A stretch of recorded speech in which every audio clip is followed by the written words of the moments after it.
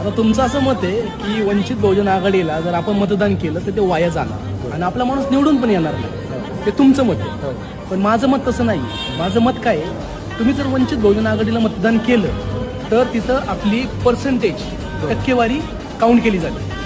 आपला माणूस जरी पडला किंवा निवडून नाही आला तो समोरच्या माणसाला पाडणार नाही.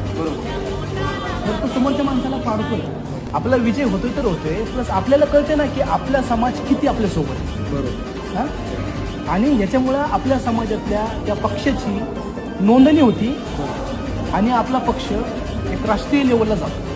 त्याच्यामुळे असा विचार करू नका की मी मत दिलं आणि ते वाया गेलं, असं कधीच होत नाही. तुमच्या मनातला जो गैरसमज आहे तो दूर करा की मी मतदान केलं आणि ते वाया गेलं, असं कधीच होत नाही. त्याच्यामुळं आपलं मतदान वंचित बहुजन आघाडीला प्रामाणिकपणे करा. ओके, कळलं?